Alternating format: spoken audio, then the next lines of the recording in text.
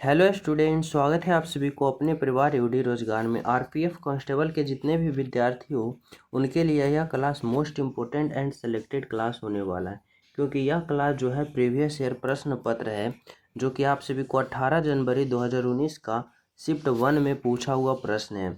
ठीक है, तो आप सभी के लिए कितना इम्पोर्टेंट होने वाला है यह तो आप सभी को ही पता होगा कि फाइनल एग्जाम में हमें नंबर इंक्रीज करने में कितना मदद करता है प्रीवियस ईयर का प्रश्न। ठीक है, तो इसमें आप सभी को जीके जीएस का 50 प्रश्न पूछा जाता है, जो कि 50 प्रश्न का आप लोग के यहाँ पे रिवीजन और सॉल्यूशन के तौर पे कराने वाले। ठीक है, तो आप लोग एक भी प्रश्न को मिस ना करना, क्योंकि हर एक प्रश्न आप सभी के लिए रामबाण साबित होने वाला है और फाइनल एग्जाम में नंबर इंक्रीज करने में हेल्पफुल साबित होने वाला है। चलो शुरू करते हैं हम सब। देखो, पहला प्रश्न क्या पूछा गया था समझना। पहला प्रश्न पूछा गया था कि खेल में संगठन FILA किससे संबंधित है। तो संगठन FILA की बात करें ना तो वह कुश्ती का संगठन है। किसका संगठन है भाई? तो कुश्ती से, यानी राइट आंसर होगा ऑप्शन नंबर डी। अगला प्रश्न देखो पूछा गया था 2 नंबर का कि कपास का सबसे बड़ा उत्पादक देश कौन सा है। बताना है कि कपास का सबसे बड़ा उत्पादक देश, तो वह कौन है भाई? वह है चीन। चीन जो है ऑप्शन नंबर डी आपका राइट आंसर होगा। अगला प्रश्न देखो पूछा गया था 3 नंबर का प्रश्न पूछा गया था, करा फार्मूला 1 में ड्राइवरों को महत्वपूर्ण संदेश देने के लिए अलग अलग झंडे लगाए जाते हैं। ठीक है, येलो ध्वज दर्शाता है, येलो ध्वज यानी पीला ध्वज जो होता है, पीला झंडा जो किसका यहाँ पे संकेत करता है? तो वह खतरा का संकेत करता है, धीमी होना चाहिए, यानी खतरा जो कि थोड़ा सा है यानी धीमा है। ठीक है, ऑप्शन नंबर डी आपको राइट आंसर होगा। अगला प्रश्न पूछा गया था 4 नंबर का, यहाँ पे बताना है कि निम्नलिखित में से कौन सा वन्यजीव अभयारण्य मध्य प्रदेश में स्थित है। मध्य प्रदेश में वन्यजीव अभयारण्य कौन सा स्थित है? तो वह है बोरी वन्यजीव अभयारण्य। बोरी वन्यजीव अभयारण्य कहाँ स्थित है भाई? तो वह है मध्य प्रदेश में, ऑप्शन नंबर बी होगा बोरी वन्यजीव अभयारण्य। ठीक है, अगला प्रश्न देखो पूछा गया था यहाँ पे, कह रहा है आंध्र प्रदेश का लोक नृत्य क्या है। आंध्र प्रदेश का लोक नृत्य की बात करें ना तो राइट आंसर होगा ओटम थेलम, ओटम ठेडल। ओटम ठेडल जो है आंध्र प्रदेश का लोक नृत्य, ऑप्शन नंबर सी होगा। ठीक है, अगला प्रश्न पूछा गया था कि सेंघा नमक का आवर्तनांक कितना होता है। सेंघा नमक का आवर्तनांक की बात करें तो 1.54 होता है। सेंघा नमक का आवर्तनांक कितना होता है? तो 1.54, ऑप्शन नंबर बी। ठीक है, नेक्स्ट प्रश्न पूछा गया था, क्या पूछा गया था? और सभी विद्यार्थी क्लास को लाइक शेयर एंड सब्सक्राइब कर देना। जो न्यू हो चैनल सब्सक्राइब करके बेल आइकन प्रेस कर देना, ताकि हर प्रश्न हर क्लास का अपडेट आप सभी को मिलता रहे। ठीक है, प्रश्न संख्या 7 पूछ रहा है कि विरूपाक्ष मंदिर किस राज्य में स्थित है। हमें बताना है विरूपाक्ष मंदिर, तो वह कर्नाटक राज्य में। कहाँ स्थित है भाई? कर्नाटक राज्य में विरूपाक्ष मंदिर, ऑप्शन नंबर बी। अगला प्रश्न पूछा गया था कि बारावती स्टेडियम में स्थित है। बारावती स्टेडियम जो है वह कहाँ स्थित है? तो बारावती स्टेडियम ओडिशा में स्थित है। कहाँ है? तो ओडिशा में, ऑप्शन नंबर डी होगा। नेक्स्ट प्रश्न पूछा गया था कि एशियाई खेल 2018 में भारत द्वारा जीते गए पदकों की कुल संख्या क्या है। एशियाई खेल 2018 में कुल 69 पद जीता गया था, ऑप्शन नंबर डी। अगला प्रश्न पूछा गया था कि निम्नलिखित में से कौन केंद्र शासित प्रदेश नहीं है। केंद्र शासित प्रदेश देखो असम, असम जो है केंद्र शासित प्रदेश नहीं है, ऑप्शन नंबर सी। अगला प्रश्न समझना, कराए निम्नलिखित में से किस ग्रह को विशालकाय ग्रह कहा जाता है। विशालकाय बोले ना तो सबसे बड़ा ग्रह, वह किसे कहा जाता है भाई? तो बृहस्पति का, ऑप्शन नंबर डी आपका राइट आंसर होगा। अगला प्रश्न है 12 नंबर का कि सिडबी का मुख्यालय कहाँ स्थित है। हमें बताना है सिडबी का मुख्यालय, राइट आंसर होगा लखनऊ, ऑप्शन नंबर सी होगा आपका राइट आंसर। नेक्स्ट प्रश्न देखो क्या पूछा गया था। नेक्स्ट प्रश्न पूछा गया था कि विटामिन B3 का रासायनिक नाम क्या है। अगर हम विटामिन B3 का रासायनिक नाम यहाँ पे पता करें ना तो क्या होता है? तो नियासिन होता है। नियासिन बोले तो ऑप्शन नंबर सी होता है विटामिन B3 का रासायनिक नाम। ठीक है, अगला प्रश्न समझना कर रहा है कुवैत का मुद्रा क्या है। कुवैत का मुद्रा की बात करें ना तो कुवैती दिनार होता है। क्या होता है? कुवैती दिनार होता है, यानी राइट आंसर होगा ऑप्शन नंबर ए कुवैती दिनार, जो कि बिल्कुल सही है। ठीक है, अगला प्रश्न देखो पूछा गया था 15 नंबर का कि ऋग्वेद क्या है। ऋग्वेद क्या है? तो ऋग्वेद वैदिक संस्कृति भजनों का संग्रह है। क्या है भाई? तो वैदिक संस्कृति भजनों का संग्रह है। ऑप्शन नंबर ए है। ठीक है। अगला प्रश्न देखो पूछा गया था कि हरिद्वार शहर खाली स्थान नदी के तट पर स्थित है। तो किस नदी के तट पर स्थित है भाई? तो गंगा नदी के तट पर स्थित है। ऑप्शन नंबर सी होगा आपका राइट आंसर। नेक्स्ट प्रश्न है कि पांचवी पंचवर्षीय योजना की अवधि कितनी है? पांचवी पंचवर्षीय योजना की बात करें ना तो 1974 से 1979 के बीच 1974 से 1979 के बीच हुई थी पांचवी पंचवर्षीय योजना। ठीक है। अगला प्रश्न पूछा गया था कि निम्नलिखित में से कौन भारतीय संविधान की प्रस्तावना का हिस्सा नहीं है? भारतीय संविधान की प्रस्तावना के हिस्सा देखो लिबर्टी है, समानता है, न्याय है, लेकिन प्रावधान बात करें तो नहीं है। कौन नहीं है भाई? तो ऑप्शन नंबर डी नहीं। ठीक है। अगला प्रश्न पूछा गया था 19 नंबर का कि खाली स्थान में हाई डेस प्रेस की लड़ाई आयोजित की गई थी, यानी लड़ी कब गई थी? तो यहाँ पे 326 ईसा पूर्व होगा। 326 ईसा पूर्व में हाई डेस प्रेस की लड़ाई लड़ी गई थी। ऑप्शन नंबर बी होगा। ठीक है। यहाँ पे 20 नंबर का प्रश्न समझना का रहा है बौद्ध धर्म में लोटस जिसे कमल कहा जाता है, बुल जिसे साढ़ कहा जाता है, यानी कमल और साढ़ का प्रतीक क्या दर्शाता है? तो वह जन्म को दर्शाता है, यानी बौद्ध का जन्म यानी बौद्ध का जन्म का संबंध किससे है? तो लोटस और बुल से। ऑप्शन नंबर ए होगा। ठीक है।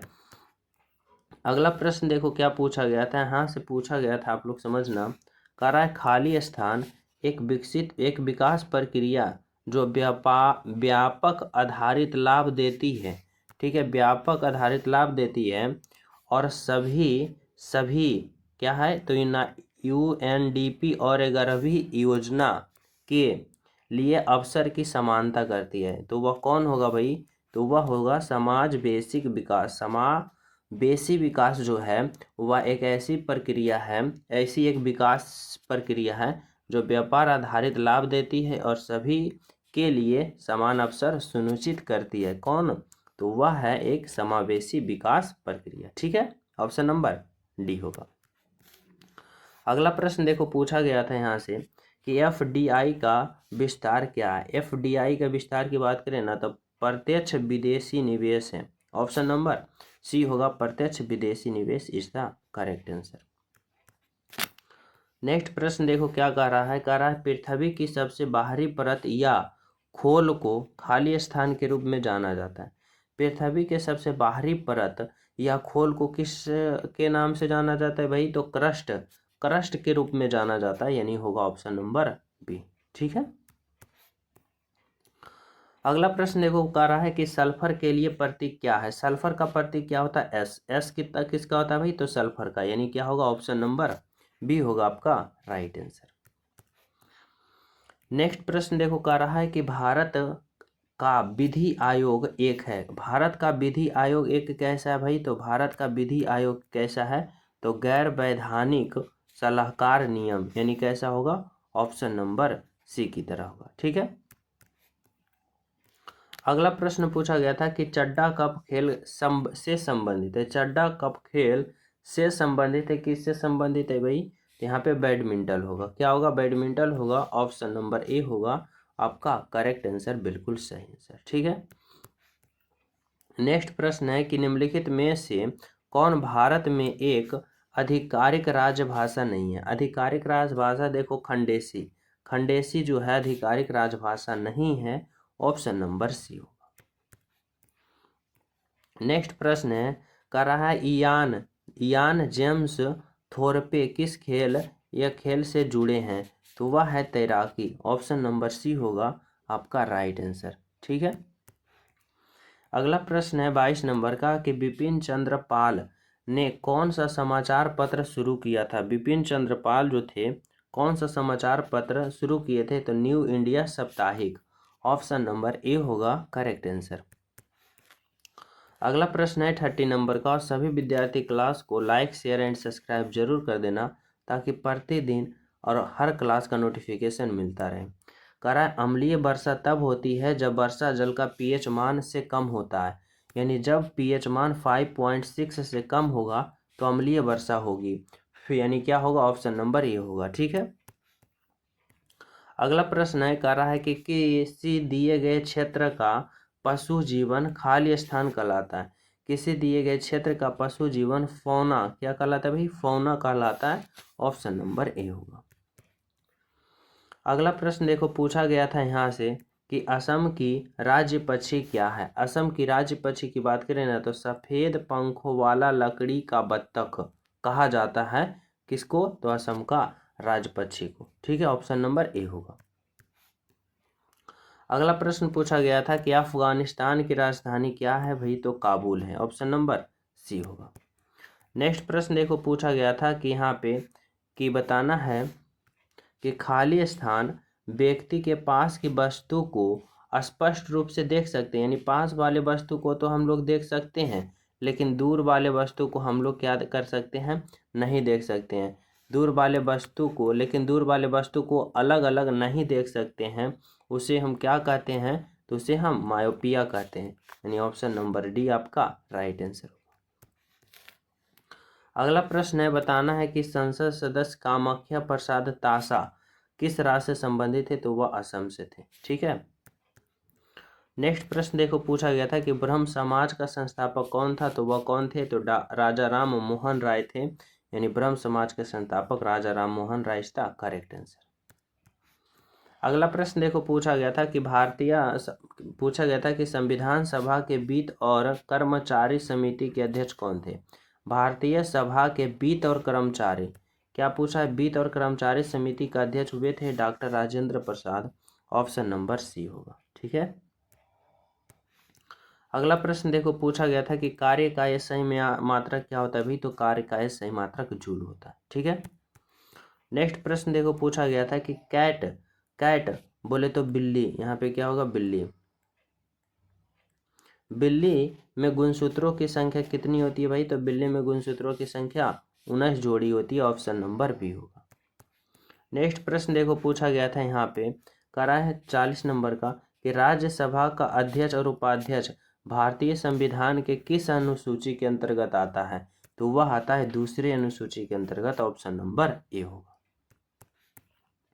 नेक्स्ट प्रश्न देखो 4 नंबर का, करा है सुंदरबन बायोस्फीयर रिजर्व कहाँ स्थित है। सुंदरबन बायोस्फीयर रिजर्व जो है वह पश्चिम बंगाल में स्थित है। ऑप्शन नंबर डी होगा आपका करेक्ट आंसर। नेक्स्ट प्रश्न देखो, कह रहा है कि ऊतकों के अध्ययन को कहा जाता है। ऊतकों के अध्ययन को क्या कहा जाता है, तो ऊतक विज्ञान कहा जाता है। ऑप्शन नंबर सी होगा। नेक्स्ट प्रश्न देखो, कह रहा है कि भारत के पहले सिख राष्ट्रपति कौन थे। भारत के पहले सिख राष्ट्रपति ज्ञानी जैल सिंह थे। ऑप्शन नंबर डी होगा। ज्ञानी जैल सिंह भारत के पहले राष्ट्रपति थे। ठीक है, सिख राष्ट्रपति। अगला प्रश्न पूछा गया था कि विश्व धरोहर स्थल हेरिटेज एलोरा क्विक्स किस राज्य में स्थित है। यानी एलोरा की गुफा किस राज्य में स्थित है, तो महाराष्ट्र राज्य में। कहाँ स्थित है भाई, महाराष्ट्र में। Option number C. अगला प्रश्न बताना है कि भारत में उपराष्ट्रपति बनने के लिए न्यूनतम पात्र आयु क्या है, तो न्यूनतम आयु 35 वर्ष होना चाहिए, तभी आप लोग उपराष्ट्रपति बन सकते हो। अगला प्रश्न है कि नागालैंड की राजधानी कौन सी है, तो नागालैंड की राजधानी कोहिमा है। Option number C. अगला प्रश्न बताना है कि भारतीय आइंस्टीन के रूप में किसे कहा जाता है, तो भारतीय आइंस्टीन के रूप में नागार्जुन को भारतीय आइंस्टीन कहा जाता है। ठीक है, नेक्स्ट बताना है कि डल झील किस शहर में स्थित है। डल झील श्रीनगर में स्थित है। ठीक है, अगला पूछा गया था कि वर्तमान में सड़क परिवहन और राज्य मंत्री कौन है तो Shri Nitin Jairam Gadkari. Shri Nitin Jairam Gadkari. Option number D. अगला प्रश्न पूछा गया था यहाँ पे कि एसिटिक एसिड के लिए रासायनिक सूत्र क्या होता है। एसिटिक एसिड के रासायनिक सूत्र होता है CH3COOH। ठीक है, यानी विकल्प नंबर ऑप्शन नंबर बी होगा। ठीक है, चलो अगला प्रश्न देखो क्या पूछा गया था, तो ये रहा आप सभी को टॉप 50 प्रश्न। ये रहा टॉप 50 प्रश्न जो कि आप सभी को जीके जीएस का था। तो सभी विद्यार्थी क्लास को लाइक शेयर एंड सब्सक्राइब जरूर कर देना। जो न्यू हो चैनल सब्सक्राइब करके बेल आइकन प्रेस कर लेना ताकि प्रतिदिन क्लास का अपडेट मिलता रहे। प्यारा सा कमेंट जरूर करना। मिलते हैं अगले क्लास में, जब तक सभी को हमारे तरफ से जय हिंद।